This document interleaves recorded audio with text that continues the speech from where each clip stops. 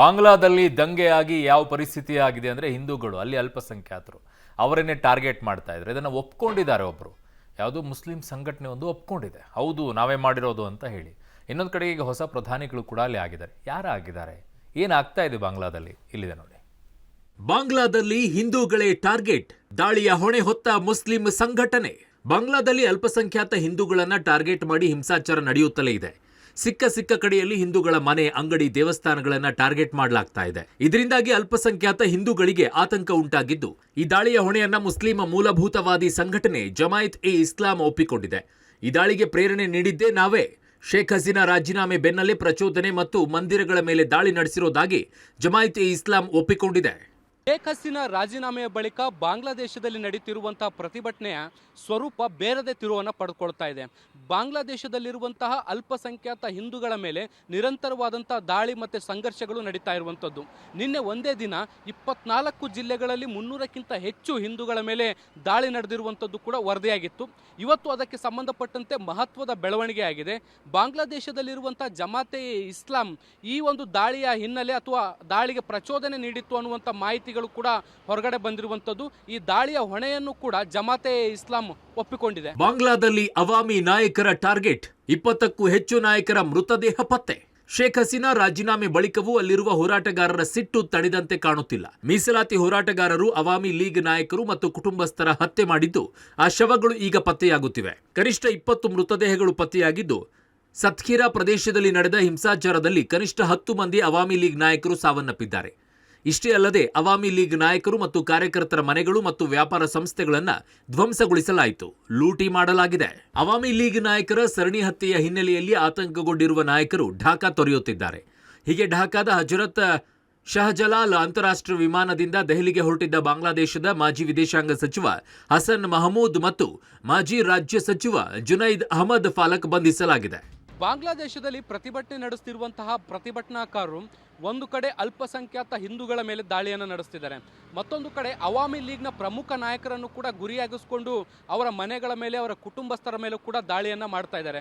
ಕಳೆದ 2-3 ದಿನಗಳಲ್ಲಿ 20ಕ್ಕಿಂತ ಹೆಚ್ಚು ಅವಾಮಿ ಲೀಗ್ನ ನಾಯಕರು ಮತ್ತು ಅವರ ಕುಟುಂಬಸ್ಥರು ಹತ್ಯೆಯಾಗಿದ್ದಾರೆ ಅನ್ನುವಂತಹ ಮಾಹಿತಿ ಕೂಡ ಈಗ ಹೊರಗಡೆ ಬಂದಿರುವಂಥದ್ದು. ಇದ್ರ ಜೊತೆಗೆ ಈ ನಾಯಕರ ಸರಣಿ ಹತ್ಯೆಯಿಂದ ಬೆದರಿ ದೇಶವನ್ನು ತೊರೆಯಲಿಕ್ಕೆ ಯಾವ ನಾಯಕರು ನಿರ್ಧಾರ ಮಾಡ್ತಿದ್ದಾರೆ ಅಂತ ನಾಯಕರನ್ನ ಈಗ ವಿಮಾನ ನಿಲ್ದಾಣದಲ್ಲೇ ಬಂಧಿಸುವಂತಹ ಪ್ರಕ್ರಿಯೆಗಳು ಶುರುವಾಗಿವೆ. ಯುರೋಪ್ ದೇಶಗಳ ಪ್ರಯಾಣಕ್ಕೆ ಸಿಗದ ಅನುಮತಿ, ಭಾರತದಲ್ಲೇ ಉಳಿದುಕೊಂಡ ಶೇಖ್ ಹಸೀನಾ. ಲಂಡನ್ಗೆ ತೆರಳಬೇಕು ಅಂತ ಭಾರತಕ್ಕೆ ಆಗಮಿಸಿದ್ದ ಶೇಖ್ ಹಸೀನಾಗೆ ಬ್ರಿಟಿಷ್ ಸರ್ಕಾರ ಮತ್ತು ಅಮೆರಿಕ ಆಶ್ರಯ ನೀಡಲು ನಿರಾಕರಿಸಿದೆ. ಹೀಗಾಗಿ ಅನುಮತಿ ಸಿಗುವವರೆಗೂ ಕೂಡ ಭಾರತದಲ್ಲಿ ಉಳಿಯಬೇಕು ಎನ್ನುವ ಅನಿವಾರ್ಯ ನಿರ್ಮಾಣವಾಗಿದೆ. ಈ ಹಿನ್ನೆಲೆಯಲ್ಲಿ ಅವರಿಗೆ ತಾತ್ಕಾಲಿಕವಾಗಿ ಉಳಿಯಲು ಭಾರತ ಸರ್ಕಾರ ವ್ಯವಸ್ಥೆ ಮಾಡುತ್ತಿದೆ. ಸದ್ಯ ಇಂಡಿಯನ್ ಏರ್ಬೇಸ್ನಲ್ಲಿರುವಂತಹ ಅವರಿಗೆ NSG ಮತ್ತು ಗರುಡ ಕಮಾಂಡೋಗಳಿಂದ ಭದ್ರತೆ ನೀಡಲಾಗಿದೆ. ಇನ್ನು ಯುರೋಪ್ ದೇಶಗಳಿಗೆ ಶೇಖ್ ಹಸೀನಾಗೆ ಅನುಮತಿ ಸಿಗದೇ ಇರೋದ್ರಿಂದ ಭಾರತದಲ್ಲಿ ದೀರ್ಘಾವಧಿ ಉಳಿಯಬಹುದಾ ಎನ್ನುವ ಚರ್ಚೆ ಶುರುವಾಗಿದೆ. 1975ರಿಂದ 81ರವರೆಗೂ ಕೂಡ ಉಳಿದಂತೆ ಮತ್ತೆ ಇಲ್ಲೇ ಆಶ್ರಯ ಪಡೆಯಬಹುದಾ ಎನ್ನುವ ಅನುಮಾನ ಹೆಚ್ಚಿದೆ. ಆದರೆ ಆಗಿನ ಸನ್ನಿವೇಶಕ್ಕೂ ಈಗಿನ ಸನ್ನಿವೇಶಕ್ಕೂ ವ್ಯತ್ಯಾಸವಿದೆ. ಆಗ ಅನುಕಂಪ ಇದ್ರೆ, ಈಗ ಹಸೀನಾ ವಿರುದ್ಧ ದ್ವೇಷದ ವಾತಾವರಣವಿದೆ. ಭಾರತಕ್ಕೆ ಇದೇ ಮುಳುವಾಗುವ ಸಾಧ್ಯತೆಗಳಿವೆ.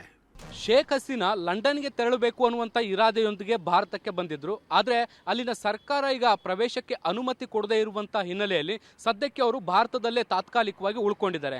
ಆದರೆ ಶೇಖ್ ಹಸೀನಾ 1975ರ ಮಾದರಿಯಲ್ಲೇ ದೀರ್ಘಾವಧಿಗೆ ಇಲ್ಲಿ ಉಳ್ಕೊಳ್ಬೋದಾ ಅನ್ನುವಂಥ ಅನುಮಾನಗಳು ಕೂಡ ಈಗ ಎದ್ದಿದ್ದಾವೆ.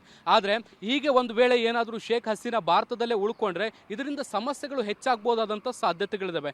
ಯಾಕೆ ಅಂದರೆ ಈ ಹಿಂದೆ ಶೇಖ್ ಹಸೀನಾ ಕುಟುಂಬದ ಮೇಲೆ ಒಂದು ಸಿಂಪತಿ ಇತ್ತು, ಅವರ ತಂದೆಯ ಹತ್ಯೆ ಆಗಿತ್ತು. ಆದರೆ ಈಗ ಪರಿಸ್ಥಿತಿಗಳು ಸಾಕಷ್ಟು ಭಿನ್ನವಾಗಿದ್ದಾವೆ. ಸರ್ವಾಧಿಕಾರಿ ಅನ್ನುವಂಥ ನಿಟ್ಟಿನಲ್ಲಿ ಅವರ ದೇಶದ ಪ್ರಜೆಗಳವರನ್ನ ಕರಿತಾ ಇರುವಂಥದ್ದು. ಹೀಗಾಗಿ ಅವರನ್ನ ದೆಹಲಿಯಲ್ಲಿ ಅಥವಾ ಭಾರತದಲ್ಲಿ ಇಟ್ಕೊಂಡಂತ ಸಂದರ್ಭದಲ್ಲಿ ಅಲ್ಲಿಯ ಜನರ ಆಕ್ರೋಶ ಹೆಚ್ಚಾಗಬಹುದಾದಂಥ ಸಾಧ್ಯತೆಗಳಿದ್ದಾವೆ. ಭಾರತದಲ್ಲೂ ಬಾಂಗ್ಲಾ ಸ್ಥಿತಿ ಬರಬಹುದು. ಕಾಂಗ್ರೆಸ್ ನಾಯಕ ಸಲ್ಮಾನ್ ಖುರ್ಷಿದ್ ಎಚ್ಚರಿಕೆ. ಬಾಂಗ್ಲಾದೇಶದಲ್ಲಿ ಏನಾಗುತ್ತಿದೆಯೋ ಅದು ಭಾರತದಲ್ಲೂ ಸಂಭವಿಸಬಹುದು ಅಂತ ಮಾಜಿ ಕೇಂದ್ರ ಸಚಿವ ಕಾಂಗ್ರೆಸ್ನ ಹಿರಿಯ ನಾಯಕ ಸಲ್ಮಾನ್ ಖುರ್ಷಿದ್ ಎಚ್ಚರಿಕೆಯನ್ನ ನೀಡಿದ್ದಾರೆ. ಶಿಕ್ಷಣ ತಜ್ಞ ಮುಜಿಬುರ್ ರೆಹಮಾನ್ ಅವರ ಶಿಕ್ವಾ ಎ ಹಿಂದ್ ಭಾರತೀಯ ಮುಸ್ಲಿಮರ ರಾಜಕೀಯ ಭವಿಷ್ಯ ಪುಸ್ತಕ ಬಿಡುಗಡೆಯ ಸಮಾರಂಭದಲ್ಲಿ ಮಾತನಾಡಿದ ಅವರು, ಕಾಶ್ಮೀರದಲ್ಲಿ ಎಲ್ಲವೂ ಸಾಮಾನ್ಯವಾಗಿ ಕಾಣಿಸಬಹುದು, ನಾವು ವಿಜಯೋತ್ಸವವನ್ನು ಆಚರಿಸ್ತಾ ಇರಬಹುದು. ಆದರೂ 2024ರ ಗೆಲುವು ಅಥವಾ ಯಶಸ್ಸು ಕೇವಲ ಕನಿಷ್ಠ ಅಂತ ಕೆಲವರು ನಂಬುತ್ತಾರೆ. ಬಾಂಗ್ಲಾದೇಶದಲ್ಲಿ ಏನು ನಡೆಯುತ್ತಿದೆಯೋ ಅದು ಇಲ್ಲಿಯೂ ಕೂಡ ಸಂಭವಿಸಬಹುದು. ಬಾಂಗ್ಲಾದೇಶದಂತೆ ಸ್ಫೋಟಿಸಿದಂತೆ ಕೆಲವು ವಿಷಯಗಳು ಸ್ಫೋಟಗೊಳ್ಳುವುದು ತಡೆಯುತ್ತಿದೆ ಅಂತ ಹೇಳಿದ್ದಾರೆ. ಬಾಂಗ್ಲಾದೇಶದಲ್ಲಿ ಅರಾಜಕತೆ ಸೃಷ್ಟಿಯಾಗಿರುವ ನಡುವೆ ಭಾರತದ ಮಾಜಿ ಕೇಂದ್ರ ಸಚಿವ ಸಲ್ಮಾನ್ ಖುರ್ಷಿದ್ ಅವರು ಒಂದು ಹೇಳಿಕೆಯನ್ನು ಕೊಟ್ಟಿದ್ದಾರೆ. ಬಾಂಗ್ಲಾದೇಶದ ಪರಿಸ್ಥಿತಿಯೇ ಭಾರತಕ್ಕೂ ಕೂಡ ಬರಬಹುದು ಅನ್ನುವಂಥ ನಿಟ್ಟಿನಲ್ಲಿ ಅವರು ಮಾತನಾಡಿರುವಂಥದ್ದು. ಸರ್ಕಾರದ ವಿರುದ್ಧ ಜನರು ಬಂಡಾಯ ಹೇಳುವಂಥದ್ದು ಅಥವಾ ಆಕ್ರೋಶ ವ್ಯಕ್ತಪಡಿಸುವಂಥ ಒಂದು ದಿನ ಬರುತ್ತೆ, ಅದು ಯಾವಾಗ ಬೇಕಾದರೂ ಆಗ್ಬೋದು. ಈಗ ಬಾಂಗ್ಲಾದೇಶದಲ್ಲಿ ಸರ್ಕಾರದ ವಿರುದ್ಧ ತಿರುಗಿ ಬಿದ್ದಂತೆ ಭಾರತದಲ್ಲೂ ಕೂಡ ಜನರು ಸರ್ಕಾರದ ವಿರುದ್ಧ ತಿರುಗಿ ಬೀಳ್ಬೋದು ಅನ್ನುವಂಥ ಅರ್ಥದಲ್ಲಿ ಮಾತನಾಡುವ ಮೂಲಕ ಒಂದು ವಿವಾದವನ್ನು ಹುಟ್ಟಿಸಿದ್ದಾರೆ. ಬಾಂಗ್ಲಾದೇಶಕ್ಕೆ ನೂತನ ಪ್ರಧಾನಿ ಆಯ್ಕೆ, ನೊಬೆಲ್ ವಿಜೇತ ಯೂನಿಸ್ಗೆ ಪಟ್ಟ.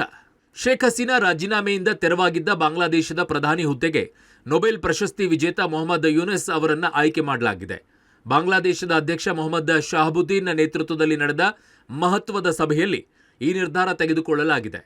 ಬಾಂಗ್ಲಾದೇಶದಲ್ಲಿ ಬಡತನದ ವಿರುದ್ಧ ಹೋರಾಡಿರುವಂಥ ಯೂನಿಸ್ ಬಡವರ ಬ್ಯಾಂಕರ್ ಅಂತಾನೆ ಹೆಸರುವಾಸಿಯಾಗಿದ್ದರು. ಪ್ರತಿಭಟನಾ ನಿರತ ವಿದ್ಯಾರ್ಥಿಗಳ ಆಯ್ಕೆಯೂ ಸಹ ಯೂನಿಸ್ ಆಗಿದ್ದರಿಂದ ಬಾಂಗ್ಲಾದೇಶದ ಅಧ್ಯಕ್ಷ ಮೊಹಮ್ಮದ್ ಶಹಾಬುದ್ದೀನ್ ಯೂನಿಸ್ ಅವರನ್ನ ಆಯ್ಕೆ ಮಾಡಿದ್ದಾರೆ. ಇನ್ನು ಶೇಖ್ ಹಸೀನಾ ರಾಜೀನಾಮೆಯ ಹಿಂದೆ ಸೇನಾ ಮುಖ್ಯಸ್ಥ ಜನರಲ್ ವಾಕರ್ ಉಜ್ ಜಮಾನ್ ಷಡ್ಯಂತ್ರದ ಆರೋಪ ಕೇಳಿಬಂದಿದೆ. ಕಳೆದ ಜೂನ್ನಲ್ಲಿ ಸೇನಾ ಮುಖ್ಯಸ್ಥರನ್ನಾಗಿ ಜನರಲ್ ವಾಕರ್ ಉಜ್ ಜಮಾನ್ ಆಯ್ಕೆ ಮಾಡಲಾಗಿತ್ತು. ನೇಮಕದ ಬೆನ್ನಲ್ಲೇ ಸಂಭವನೀಯ ಅಪಾಯಗಳ ಬಗ್ಗೆ ಭಾರತೀಯ ಸರ್ಕಾರಿ ಅಧಿಕಾರಿಗಳು ಶೇಖ್ ಹಸೀನಾ ಅವರಿಗೆ ಎಚ್ಚರಿಕೆಯನ್ನ ನೀಡಿದ್ರು. ಆದಾಗ್ಯೂ ಕೂಡ ವಾಕರ್ ಉಜ್ ಜಮಾನ್ ಅವರನ್ನ ಹಸೀನಾ ಮುಂದುವರೆಸಿದ್ರು. ಹೀಗಾಗಿ ಸರ್ಕಾರದ ಪತನದ ಹಿಂದೆ ಸೇನಾ ಮುಖ್ಯಸ್ಥರ ಷಡ್ಯಂತ್ರದ ಅನುಮಾನ ವ್ಯಕ್ತವಾಗಿದೆ. ಶಬೀರ್ ನಿಡಗುಂದಿ, ಪಬ್ಲಿಕ್ ಟಿವಿ, ನವದೆಹಲಿ.